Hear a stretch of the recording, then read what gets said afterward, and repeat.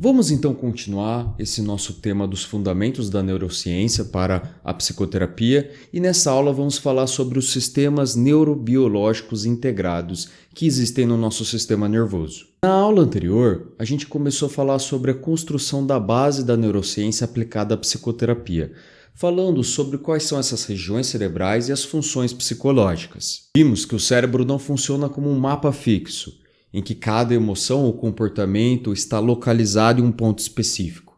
Ele funciona um pouquinho diferente. Nós entendemos que as regiões que participam desses processos e os seus funcionamentos psicológicos reais acontecem de uma forma muito integrada, dinâmica e interdependente. Nessa aula, então, vamos avançar exatamente nesse ponto. Em vez de pensar o cérebro como um conjunto de partes isoladas, nós vamos entendê-lo como um sistema organizado, em sistemas neurobiológicos integrados e que regulam os estados mentais, emocionais e corporais. E essas mudanças de perspectiva são fundamentais para a clínica, porque o sofrimento psicológico raramente é um problema em uma região específica. Ele sempre é um problema de um estado do sistema, dos processos que estão acontecendo. Quando falamos em sistemas neurobiológicos, estamos falando sobre um conjunto de estruturas, de vias, de mecanismos que trabalham juntas para regular funções específicas e amplas como ativação de repouso, ativação do estresse, vínculo, sobrevivência, segurança, confiança.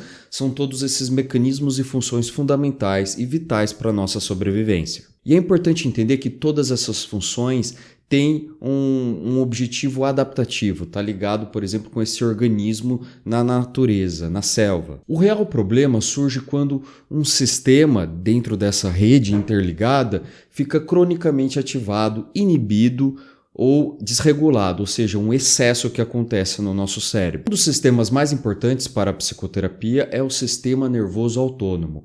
Eu acho que esse talvez seja o que a gente tem que estar na ponta da nossa língua. Esse sistema autônomo é responsável por regular automaticamente as funções vitais, como por exemplo respiração, batimentos cardíacos, pressão arterial, digestão, tudo isso sem que a gente precisa pensar, não é voluntário, né? Tudo isso é involuntário, faz parte de um processo automático do corpo. Esse sistema, portanto, se divide de forma didática em dois grandes ramos, dois grandes sistemas autônomos, que é o sistema simpático e o sistema parasimpático. O sistema simpático está associado à ativação, mobilização e à resposta da luta e fuga. É aquele sistema para a gente correr do tigre, para a gente resolver problema, para a gente não morrer, vamos dizer. E quando esse sistema está hiperativado, o corpo ele se prepara para agir, ele se prepara para a sobrevivência. Então aqui a frequência cardíaca aumenta, a respiração fica mais lenta,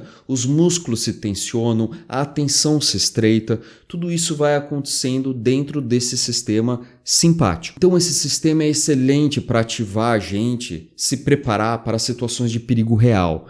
Isso é essencial para a nossa sobrevivência. Já o sistema parasimpático, que é um regulador do sistema simpático, está associado a repouso, a recuperação, a regulação, e ele permite que o corpo desacelere, digira as emoções, repare os tecidos, regule, retorne a um estado mais de equilíbrio, de restauração. Em termos psicológicos, esse sistema está ligado à sensação de segurança, de calma, de disponibilidade para o contato. É aquele sistema agradável, confortável. Enquanto o sistema simpático ele é mais desagradável, mas ele é mais preparatório para o perigo. Na clínica psicológica, muitos quadros de sofrimento podem ser compreendidos justamente dentro dessa perspectiva do sistema autônomo, nesse desequilíbrio entre esses dois ramos, do sistema parasimpático e o sistema simpático. Em transtornos de ansiedade, por exemplo, o sistema simpático tende a estar cronicamente ativado. Ou seja, aqui é importante entender que não tem problema no sistema simpático, o problema é o excesso dele. Assim como, por exemplo, o sistema parasimpático. Se a gente está muito no parasimpático, a gente não tem essa energia para fazer as coisas, para resolver os problemas. Então, o ideal é o equilíbrio entre esses dois sistemas. Assim, avançando, o paciente que vive esse estado de alerta constante, sempre se preparando para algum problema, algum perigo, alguma coisa ruim vai acontecer, ele tem esses quadros de que tudo pode ser um alerta, e isso é o que determina um corpo que está ansioso. Por sua vez, já em quadros depressivos ou de colapso emocional, nesse sentido da apatia, pode haver um predomínio dos estados de hipoativação, como baixa energia, identificação e lentidão em relação aos próprios processos emocionais e a sensação de desligamento. Então, quando estamos em um excesso, às vezes, do sistema simpático, o corpo entra nesses estados de apatia, de não sentir para conseguir respirar, para conseguir sobreviver, porque é muito intenso, é muito exagerado todas as emoções, a intensidade desses conteúdos emocionais. Então aí acontecem esses quadros de depressão. Aqui é importante destacar que esses estados, eles não são escolhas conscientes do paciente, tá bom, gente? Eles são respostas automáticas ao sistema nervoso, às experiências internas e externas que acontecem na relação com o meio. Quando compreendemos isso, a postura clínica muda também. Em vez de a gente ficar controlando com uma força de vontade, a gente passa a simplesmente entender que a gente precisa regular esses sistemas, a gente precisa ativar outros processos ou desativar processos que estão hiperativados. Bom, outro sistema aqui que é central para a gente aplicar na psicoterapia é o eixo do hipotálamo, hipófise e adrenal, conhecido como eixo HPA. Esse eixo é um dos principais mediadores da resposta à ansiedade, ao estresse. Seja esse estresse uma ameaça de real ou simbólica, A ideia aqui é que quando o organismo percebe algum perigo, uma ameaça, seja ela real ou simbólica, o eixo do HPA é ativado, levando à liberação do cortisol e outros hormônios do estresse. Então, vamos dizer, são os mensageiros para que essa ativação aconteça. A gente precisa desses hormônios para ativar esses lugares no nosso corpo, para a gente se preparar para o ambiente. Em curto prazo, essa resposta ela é adaptativa, porque ela, por exemplo, se aparece um bicho, um cachorro vai correr atrás da gente, vai morder a gente ativa o HPA. Com essa ativação do HPA, o nosso corpo libera o cortisol para se preparar para a ameaça, para, vamos dizer, a gente se mexer, para a gente criar energia para lidar com aquele perigo. Isso tudo é excelente, porque essa ativação do HPA aumenta essa disponibilidade de energia e prepara esse corpo para os desafios que apresentam no ambiente. Aqui é importante entender que o problema surge, na verdade, quando essa ativação se torna cronicamente existente, estruturada no nosso organismo. Como ocorre, por exemplo, em situações de burnout, de estresse prolongado devido a trabalho, ou devido a ambientes que estão gerando muito estímulos estressantes. E nesse caso, portanto, o excesso de cortisol passa a impactar negativamente as funções cognitivas, emocionais e corporais. Então aqui, novamente, lembrando que o princípio do equilíbrio é o mais importante para o corpo. Precisamos do cortisol, mas na dose certa. Então, se temos cortisol na dose certa, conseguimos ter atenção, energia, disponibilidade de ação. Se temos em excesso, acabamos ficando mais com funções cognitivas comprometidas, emoções extremamente desagradáveis e difíceis de lidar, e sensações corporais que acabam fazendo com que a gente entre nesse próprio estado de luta e fuga, que aumentam a ansiedade. Bom, clinicamente, a ativação crônica do eixo do HPA está associado com os sintomas da irritabilidade, da fadiga, da dificuldade de concentração, dos distúrbios do sono, de maior vulnerabilidade emocional, do conjunto de todos esses problemas biofisiológicos. Isso tudo ajuda a gente a entender por que muitos pacientes nossos não conseguem pensar direito quando estão sob estresse intenso. Não se trata aqui de uma falta de insight, inteligência, capacidade cognitiva. Se trata sobre um sistema que está funcionando no modo da sobrevivência, o que acaba desativando outros processos mentais. Então a ideia aqui é justamente que quando o sistema do estresse é hiperativado, então o sistema da consciência, da clareza, do insight é desativado, para sobreviver, obviamente. E além desses sistemas mais conhecidos, a neurociência contemporânea também descreve alguns sistemas motivacionais amplos, como o sistema da ameaça, busca, aflição. enfim, vários outros tipos de sistemas que são importantes. O sistema da ameaça, por exemplo, está relacionado com a proteção contra os perigos e envolve estruturas como, por exemplo, a amígdala, que está associada às emoções do medo, raiva e ansiedade.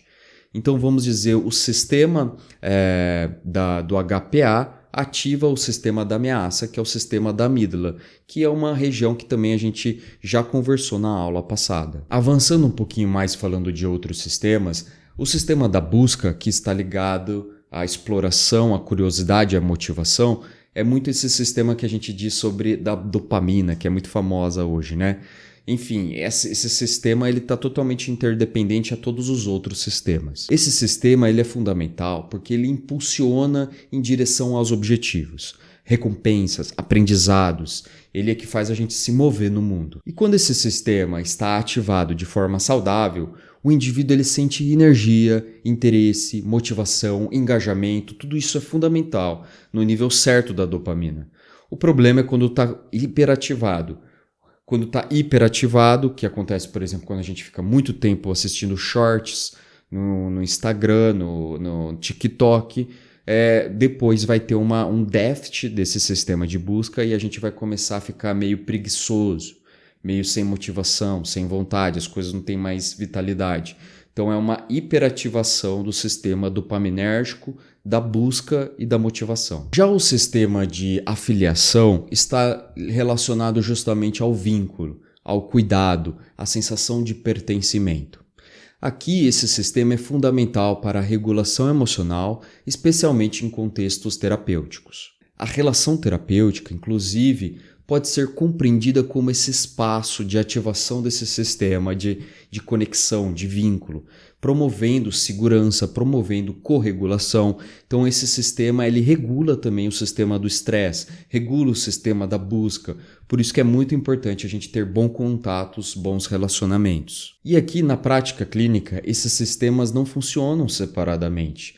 Pelo contrário, eles funcionam mutuamente. Um paciente dominado pelo sistema da ameaça, por exemplo, ele acaba tendo dificuldade em acessar o sistema da curiosidade, da reflexão e também o sistema do vínculo, de se conectar com as pessoas. Por isso, muitas intervenções falham quando tentam trabalhar apenas no nível cognitivo, sem considerar o estado do sistema como um todo. Então a gente precisa ter um olhar claro de toda essa rede sistemática e processual. Dessa forma, pensar em termos dos seus sistemas neurobiológicos muda profundamente a nossa formulação clínica sobre o que está acontecendo com o nosso paciente. Em vez de perguntar apenas o que esse paciente pensa, a gente pode perguntar em que estado neurofisiológico esse paciente está e por que isso está sendo ativado.